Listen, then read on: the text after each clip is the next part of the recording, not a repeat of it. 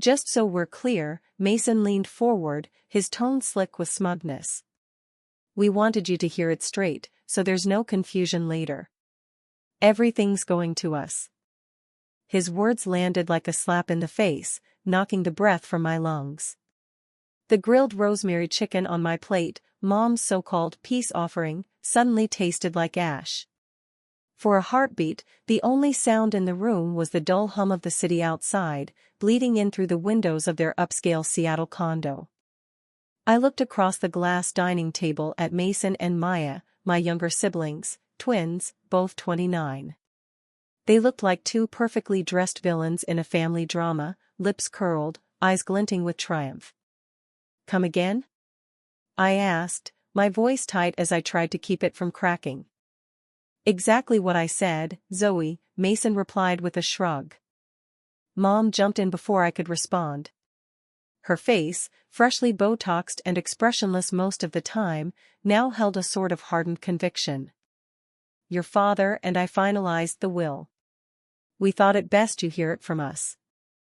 The house, the cabin in Chelan, all the assets, they're being passed on to Mason and Maya, she said, like it was the weather report. I turned to Dad, desperate for a signal that this was just a terrible miscommunication. But he was focused on his wine glass, swirling it like he hadn't just detonated a bomb in the middle of dinner. Finally, he spoke, voice even and rehearsed. Zoe, please try to understand. You've built a great life. You're successful. We're proud of that. He glanced up briefly before looking away again. Your brother and sister, they're still figuring things out. They need more of a foundation. A dull roar filled my head. My eyes stung. Support? I nearly laughed. For the past decade, I'd been the silent safety net. The one who paid off Dad's medical debt. The one who bailed out Maya after her second failed business venture. The one who made up for the money Mason forgot to repay on their mortgage. I didn't ask for thanks, I thought I was just being a good daughter, a good sister. Apparently, none of it mattered. So that's it? I said quietly, forcing calm into my voice. After everything I've done, you're rewarding them for failing while punishing me for standing on my own? Dad looked guilty now, but not enough to say anything more. And the $40,000 I sunk into renovating the Chelan cabin last summer? The money I wired to keep this condo when it was about to go under? That was just charity? Mom let out a heavy sigh and set down her fork. Zoe, this is exactly why we didn't want to tell you sooner. You always make it about money. She folded her arms. It's never about family with you. My heart thudded against my ribs. My fists clenched beneath the table, nails digging into my palms. For years, I'd shown up. Quietly, consistently. I'd played the responsible one while they stumbled. And now? I was being written out. Not just of the will, but of the family narrative entirely. You're right, I said finally, my voice cold. This was never about money. It was about respect. And clearly, that was never on the table either. I stood slowly, leaving my half-eaten dinner behind, the hum of betrayal louder than any noise outside. Let them keep their will. I'll keep my dignity. It was always about family for me, I shot back, trying to keep my voice from cracking. Every sacrifice I've made was because of family. Because you asked, Mom. Because you said family sticks together, I added, glaring across the table. Mason scoffed, leaning back in his chair with that same smug look he's worn since college. You're acting like some kind of martyr, Zoe. No one forced you to help. You just liked being the hero. You got off on it. Maya giggled softly beside him, twirling a perfectly manicured strand of hair around her finger. Her eyes gleamed with something that looked an awful lot like cruelty. Maybe you thought if you threw enough money at us, Mom and Dad would finally love you as much as they love us. That hit harder than I was ready for. Her words sliced open a wound I'd carefully bandaged over for most of my adult life. It wasn't just what she said, it was how easily it came to her. Like it was a long-standing family joke I'd never been in on. I turned toward my parents, expecting them to step in, to shut her down. But they didn't. They didn't say a word. No frown. No sharp, "Maya, that's enough." Just blank stares and still hands. That silence hurt more than anything else. They'd always coddled them, cleaned up their messes, excused their behavior, turned a blind eye to everything from maxed-out credit cards to failed jobs. But me? I'd done everything right, and I was still the outsider. I felt something inside me finally snap. "You're right, Mason," I said slowly, my voice almost too calm. "No one forced me. I did it because I thought that's what love looked like." I stood, pushing my chair back. "But starting today? No one gets to guilt me into being this family's bank account ever again. I'm done." They stared at me like I'd just declared I was leaving the country. Mom's fork paused midair. Dad's eyes finally lifted from his wine, but he didn't say a thing. I walked out of that glossy condo without another word. The air outside had that sharp, damp bite unique to early spring in Seattle. It hit me like a splash of reality as I pulled my coat tighter and headed for my car. The moment the door closed behind me, I felt something release, like a pressure valve hissing after being too tightly wound for too long. I slid into my car, shut the door, and gripped the steering wheel like it could anchor me. My eyes stung. And before I could even stop them, the tears spilled over. I sat there for a long minute, forehead against the leather, just breathing, just hurting. This family had drained me dry. Of energy. Of money. Of belief in myself. The drive back to my downtown apartment was quiet. No music. No podcast. Just the sound of my own breath and the city lights passing by like ghosts. My mind flicked through memory after memory, late-night calls asking for help, unexpected bills I paid without hesitation, birthday gifts I couldn't afford but bought anyway. And not once, did anyone say thank you. Back home, my apartment felt like a different world. Clean. Quiet. Mine. I kicked off my boots, headed straight to the kitchen, and grabbed the bottle of Cabernet I'd been saving for a special occasion. Turns out, reclaiming your worth after being emotionally gutted by your own family counts. I poured a full glass, sat on the couch, and opened my banking app. There they were. 2 recurring payments. $1,800, parents' mortgage. $600, their utilities. I stared at them for a moment, letting the weight of what they represented settle in my chest. And then, without another thought, I canceled them both. Click. Click. Done. The silence in the apartment felt different now. Not lonely, liberating. For the first time in years, I felt like I was finally choosing myself. Defiance bubbled in my chest as the cancellation confirmations lit up my screen. One tap, then another, and just like that, the pipeline of money that had silently flowed from my life into theirs was shut off. For the first time in years, I felt like I could finally breathe. As night swallowed the city, I sat in the quiet of my apartment, replaying the dinner scene like a movie I couldn't turn off. The sting of their words, their faces, their smug assurance, it looped again and again in my head. Anger gave way to something heavier, more hollow. This wasn't just financial rejection. This was emotional abandonment. A lifetime of feeling like I came second had been confirmed, out loud, like some cruel final verdict. And yet, beneath the grief, something new stirred. A strange sense of clarity. Maybe even freedom. I didn't need their approval anymore. I didn't need to keep proving my worth to people who only saw me as a safety net. My value wasn't something they got to define. They may have taken me out of their will, but they'd unintentionally handed me something far more valuable, a clean break. I leaned back, drained the last of the wine from my glass, and stared into the darkness of my living room. A bitter smile curled at the edges of my lips. They thought they'd left me nothing, but tonight, I gained everything. I didn't sleep much. I lay in bed, eyes wide in the dimness, the city's glow seeping faintly through the curtains. The events of the evening played over and over again, Mason's mocking tone, Maya's venomous smirk, and worst of all, the silence. That stony, deliberate silence from my parents. It cut deeper than any insult. They hadn't defended me. Not once. I meant less to them than I'd ever dared admit to myself.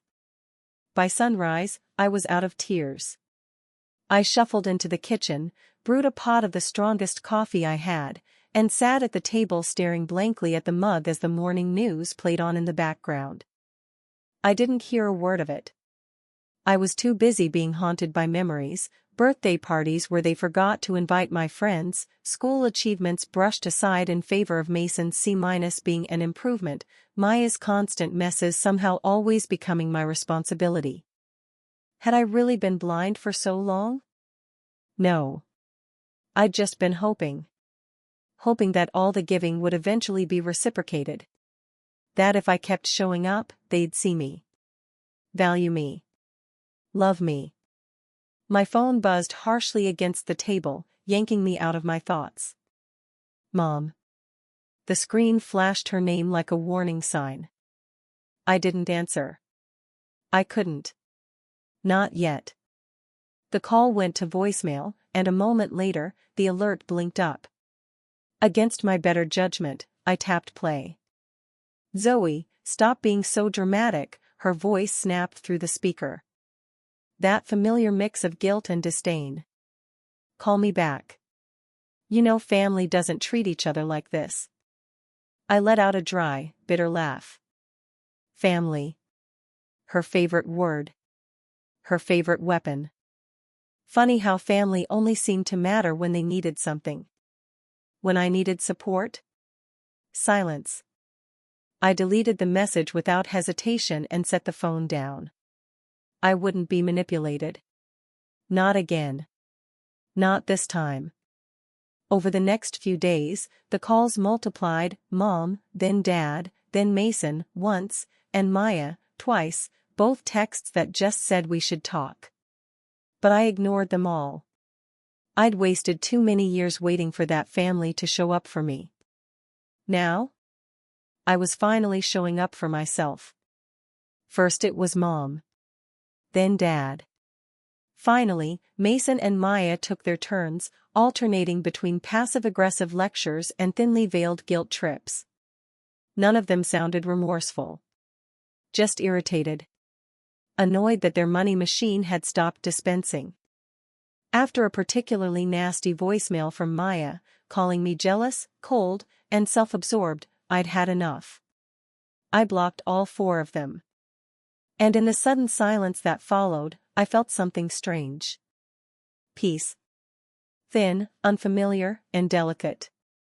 But peace nonetheless. Still, beneath that calm, a dull ache pulsed in my chest, slow and steady. It wasn't just about being excluded. It was about never being seen in the first place. I threw myself into work. Bennett and West Development had just broken ground on a sleek outpatient medical center near South Lake Union, and the pace was relentless, blueprints to review, inspections to coordinate, design meetings stacked back to back. Normally, I thrived under pressure. Now, it just gave me something to hide behind.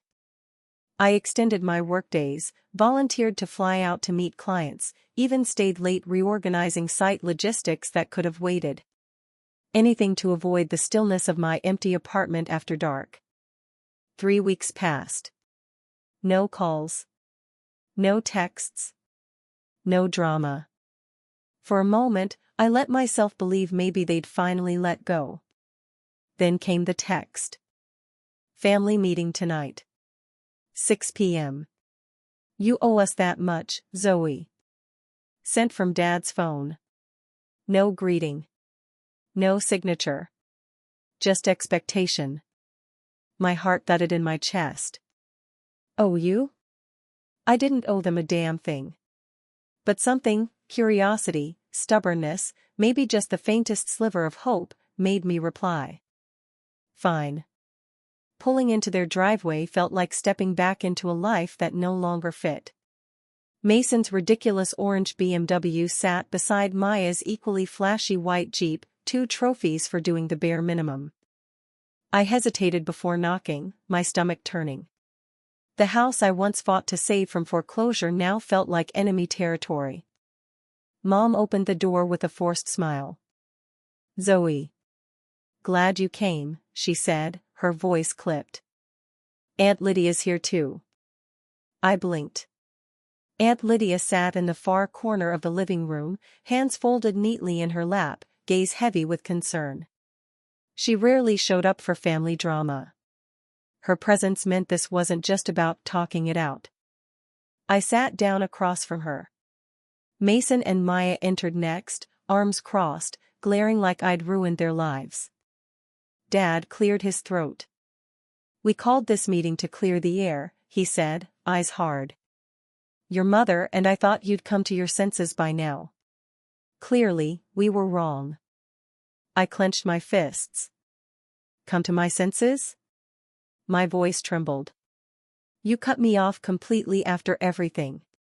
Mortgage payments, student loans, emergency bailouts, and you want me to be reasonable? Stop exaggerating, Mom snapped. Mom rolled her eyes. You helped, sure, but it was your responsibility as the oldest. Mason and Maya deserve stability. It's not our fault you chose work over family, she added, her tone dripping with blame. A bitter laugh escaped me before I could stop it. I chose work over family? I repeated, stunned. I built my career because you needed my money. I gave up vacations, relationships, peace of mind, just so you could keep up this illusion of comfort. That wasn't choosing work. That was survival. Oh, spare us the theatrics, Mason scoffed, folding his arms like a bored teenager. We never asked for your pity charity, Maya chimed in, rolling her eyes. That's right, she added with a smirk. Maybe if you weren't so obsessed with playing the family savior, you'd actually have a life. The humiliation washed over me in a crushing wave, heat rising in my face. I glanced toward Aunt Lydia, who shifted uncomfortably in her seat but said nothing. Her silence, too, stung, loud and sharp as any insult. My parents said nothing. They didn't look at me. They didn't see me. I stood, my chair screeching loudly against the floor. You know what? You're right, I said, my voice low and trembling. It was my mistake, to believe, even for a second, that I mattered in this family. I turned toward the door. I was done. Done explaining. Done justifying. Done trying. If you walk out now, Zoe, my father's voice rang out coldly behind me, don't expect to be welcomed back. I paused, hand on the doorknob. Years of swallowed hurt surged to the surface, white-hot and unstoppable. That's fine, I said, barely turning my head. I've never felt welcome here anyway. Outside, beneath the chilled Seattle sky, tears slipped down my cheeks, hot, angry, and uncontrollable. Each step to my car felt heavier, like I was leaving a piece of myself behind. But maybe that was the point. Back at my apartment, I locked the door and let the silence settle. This time, it wasn't suffocating. It was protection. A sudden knock made me jump. My heart raced as I crept toward the peephole. Aunt Lydia stood outside, wrapped in her coat, eyes full of something I hadn't seen all night, kindness. I opened the door. She stepped in without a word and pulled me into a tight embrace. I'm sorry, Zoe, she whispered. They're wrong. You deserve so much better. Something inside me cracked. I sobbed into her shoulder, years of pain pouring out. After a long silence, Lydia finally spoke, voice soft but steady. They'll never say it, but they're scared. Scared of losing control, of facing their mistakes, Lydia murmured gently, brushing a tear from my cheek. Her words echoed in my mind long after she left. For years, the recurring payments had stared back at me from my banking app like silent accusations.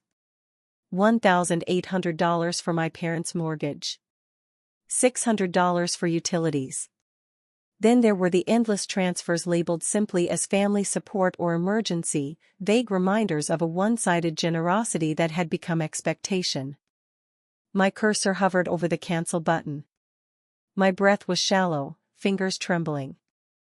Even after everything, after the humiliation, the cruelty, the blatant dismissal, I still felt it, that deep-rooted, familiar guilt. That voice inside whispering, "They're your family. This is your duty. Family sticks together, Zoe. Family sacrifices." My mother's voice rang clear in my mind, rehearsed and weaponized over the years. But that night had stripped away the illusion. Their betrayal, masked as reason, had exposed the truth in full. I was just their plan B, convenient, reliable, disposable. Mason's smug grin flashed through my memory, Maya's venom-laced words still clinging to my skin. That was all I needed. Click. Mortgage, cancelled. Click. Utilities, cancelled. A flood of relief rushed through me, so overwhelming it nearly knocked the wind out of my lungs. For the first time in over a decade, I was no longer their safety net. The weight I'd carried for so long, one I didn't even realize had a name, was suddenly gone. I passed out on the couch not long after, wrapped in a strange, unfamiliar calm. By morning, the Seattle skyline glowed in soft shades of lavender and gold. I woke to my phone buzzing relentlessly beside me. My heart sank as I saw the caller ID. "Mom." I answered. "Zoe, what have you done?" she snapped, skipping any pretense of pleasantries. "The bank called. They're talking foreclosure. You had no right." "No right?" I cut in, voice steady. "I've paid your mortgage for years. After what happened, I'm done being your crutch." "You're our daughter," she shrieked. "You owe us respect." "Respect goes both ways," I said sharply. "You made your choices. Now I've made mine." "Zoe, please," she began again, her voice cracking. "I'm sorry you're upset, but I can't do this anymore. Goodbye." I hung up. My hands shook, but my spine had never felt straighter. The calls didn't stop. Dad. Maya. Even a cousin I barely spoke to. All of them cycling through shame, guilt, outrage. Eventually, I silenced the phone. The quiet was revolutionary. Weeks passed. Slowly, I came back to life. Work became fulfilling again, not a distraction, but a passion. I finally booked that trip to Italy I'd dreamed of since my 20s. I sipped espresso on a terrace in Florence, reminding myself what freedom felt like. At night, the loneliness crept in sometimes. But even in that silence, I was free. And that, I was learning, was more than enough. Then came Sacramento, a 3-day site visit to oversee final inspections on our newest outpatient medical complex. The assignment felt like divine timing, a clean escape from lingering bitterness and the toxic aftermath of cutting my family off. By the time I returned to Seattle late Friday night, exhaustion clung to me like damp fog. My rolling suitcase thumped over the uneven pavement as I reached the familiar hallway of my apartment building. That's when I saw it. Foam. Thick, hardened, and grotesque, bursting from every seam around my front door like a tumor. I froze. My heart dropped. My apartment was completely sealed shut. The closer I got, the clearer it became. Someone had intentionally filled every crack and crevice around the frame with expanding insulation foam. I reached out to touch it. Dry. Rock solid. Panic surged first, then white-hot anger. Only one person came to mind, someone petty and vindictive enough to do something this extreme: Mason. I called building management immediately, pacing the hallway like a caged animal. After nearly 2 hours, a tired locksmith showed up. He whistled under his breath when he saw the door.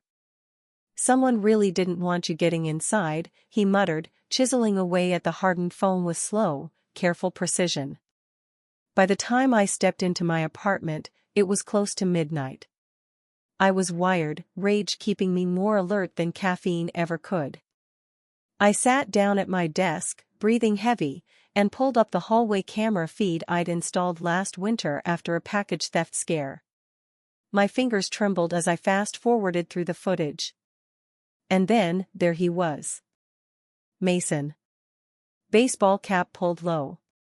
Hoodie drawn tight. But the stride, the way he moved, unmistakable.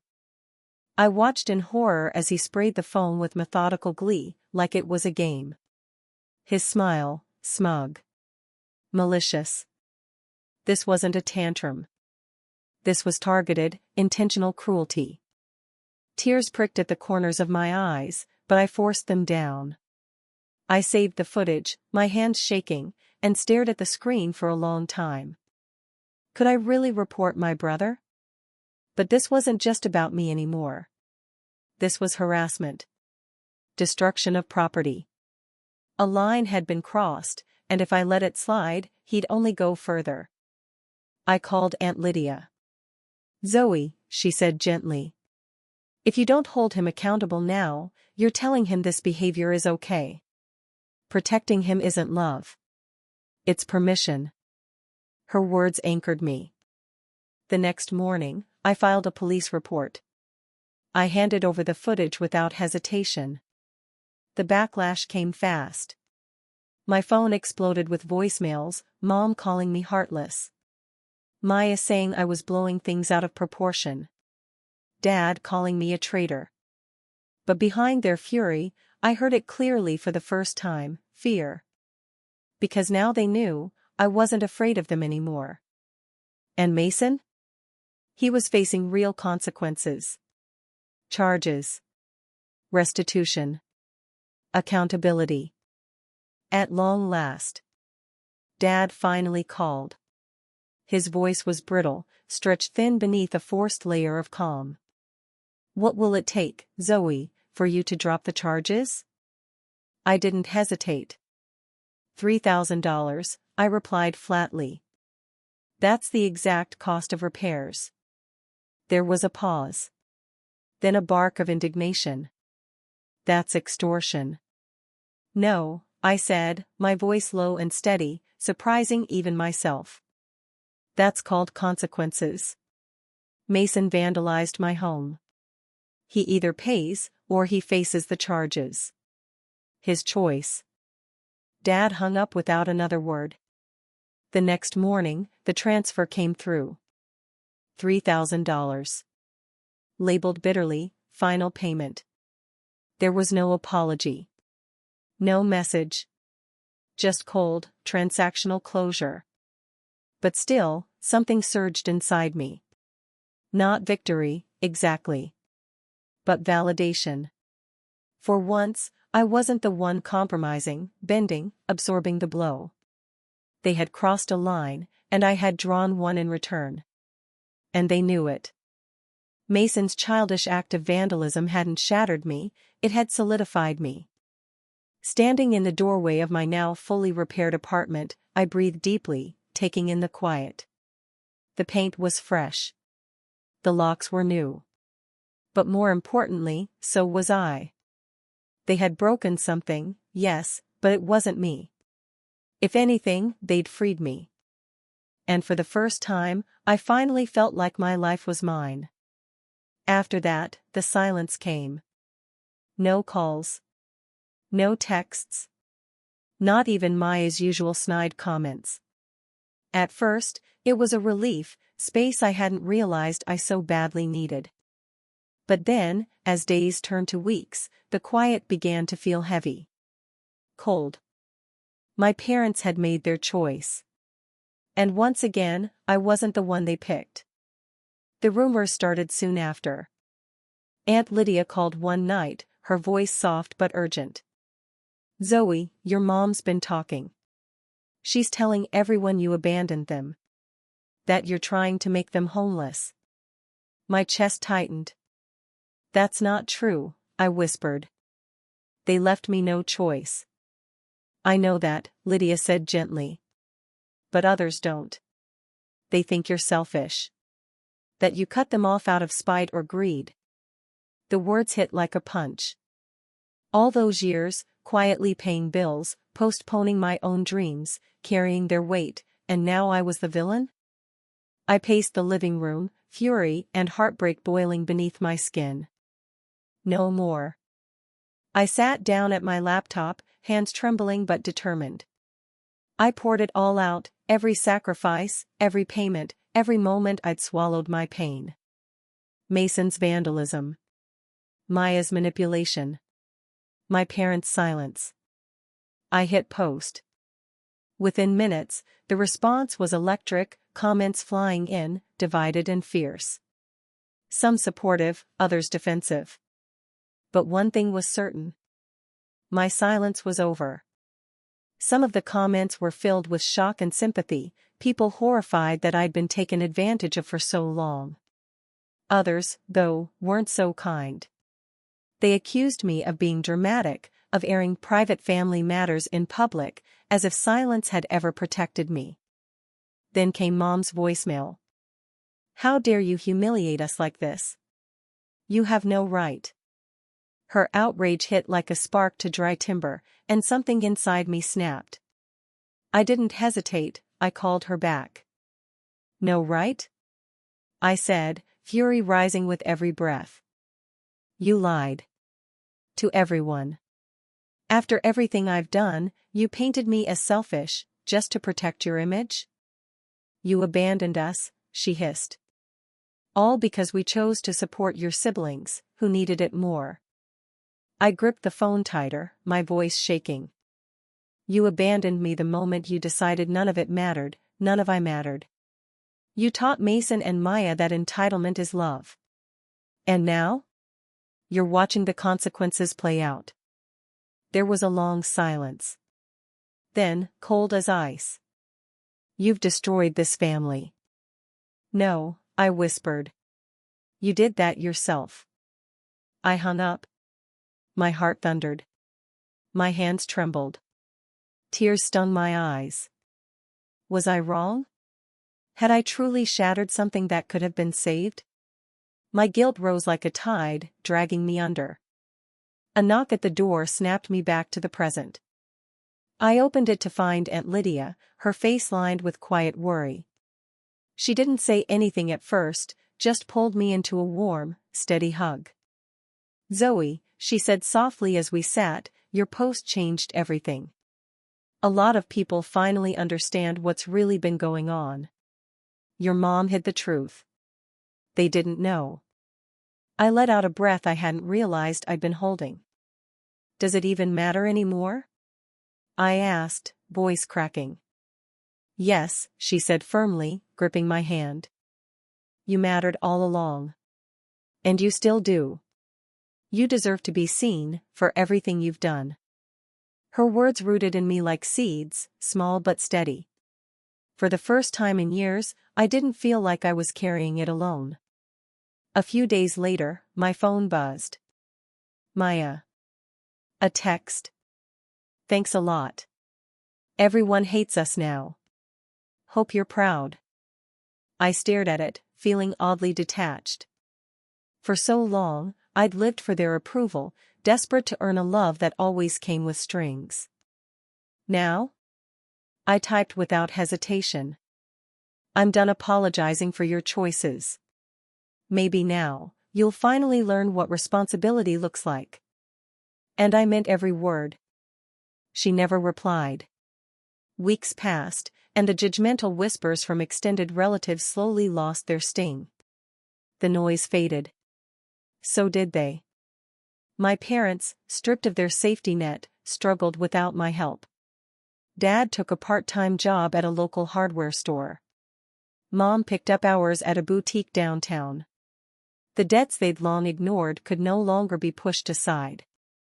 Mason kept spiraling, still dodging responsibility, blaming everyone but himself. Maya drifted between half-hearted projects and petty bitterness, clinging to resentment like it could save her from change. And me? My life bloomed, quietly but fully. For the first time, my days, and my decisions, belonged entirely to me. I was free.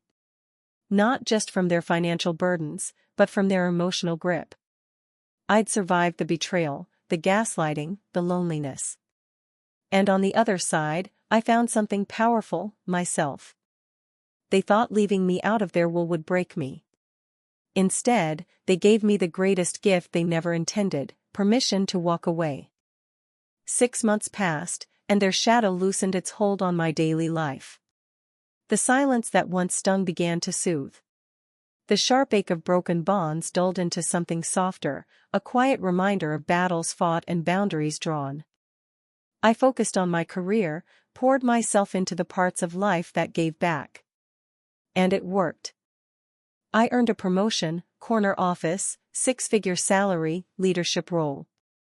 The kind of position I used to dream about while wiring money at midnight to fix one family disaster after another. Now, every dollar stayed with me. Every decision was mine. With that freedom, I finally booked the 2-week trip to Italy I'd always put off. No guilt. No justification. Standing on a balcony in Florence as the sun melted behind terracotta rooftops, I felt a sense of joy I hadn't known in years, joy untouched by guilt, by sacrifice, by duty. When I returned home, I joined a hiking group, reclaiming weekends I used to spend cleaning up someone else's mess. On one hike, I met Alex. Warm eyes, easy smile. Steady. Kind. His presence was healing in ways I hadn't expected. Then, one brisk November evening, I opened the door to Aunt Lydia. She stood bundled in her favorite green sweater, holding 2 cups of coffee. Without a word, she hugged me tight. "I'm proud of you, Zoe," she whispered, eyes misty. "You deserve all the happiness this world can offer." She sat beside me, quiet for a moment. "Your parents still blame you for everything. They won't change. But you chose yourself. That's real courage." "I still think about them," I admitted quietly, the words catching in my throat. "Not because I regret walking away, but because it still hurts knowing they never truly loved me the way I loved them." Lydia reached across the couch and gently squeezed my hand. "Sometimes family isn't about blood, sweetheart," she said softly. "It's about who truly sees your worth." Her words landed with unexpected weight, settling into a space I hadn't realized was still empty. That night, as we shared stories and laughter beneath the soft glow of the living room lights, I finally understood. Family wasn't just genetics. It was love. Respect. Choice. In the weeks that followed, whispers trickled in from relatives. My mother was working the early shift at a diner, exhaustion etched into her features. My dad, proud, aging, was pushing himself through long hours at the hardware store. Mason had quit his job again, unwilling to face the consequences of his own actions, while Maya was still clinging to her influencer dreams, posting selfies and sponsored ads that barely paid for her coffee. I could have felt sorry for them. But I didn't. On Christmas Eve, instead of dwelling on bitterness, I chose joy. I invited my closest friends over, my chosen family, to celebrate connection and growth. Aunt Lydia joined us, her smile quiet and proud as she watched me embrace a life I once believed I didn't deserve. After the guests left and silence returned, I stood by the window, the Seattle skyline glittering against the night sky. the pain of betrayal still lingered, faint and distant like a scar that no longer hurt when touched. My parents had tried to punish me by writing me out of their will. But in doing so, they had unintentionally given me the greatest gift of all, my freedom. In the end, their rejection became my liberation. They left everything to Mason and Maya. But they gave me something more valuable, the right to choose myself. What would you have done in my shoes? Would you have kept giving, even at the cost of your own happiness? Or would you have finally walked away? Let me know in the comments. I'd love to hear your story, too. If you've made it this far, thank you for hearing my truth. This story wasn't easy to share. Every word carried years of silence, guilt, and pain. But I'm standing here now, stronger, freer, and finally choosing myself. And I want to ask something of you, leave a comment. Not just for me, but for anyone who's ever been in my shoes. If you've ever felt taken for granted, used, or silenced by the people who were supposed to love you unconditionally, speak up. Tell me how you broke free, or how you're still fighting to. I'd love your support, not just as validation, but as connection. Remind me, and others reading, that we're not alone in choosing boundaries. That walking away from toxicity isn't weakness, it's survival. It's strength. Drop a comment below, say something you wish someone had told you when you needed it most. Or, if you feel moved, offer advice to those who are still stuck in the cycle I finally escaped. Here's what I've learned: choosing yourself is not selfish, it's sacred. You're allowed to stop carrying what was never yours to hold. You don't owe anyone your peace, your paycheck, or your future just because they share your blood. You deserve to live a life that reflects your value, not one that constantly asks you to prove it.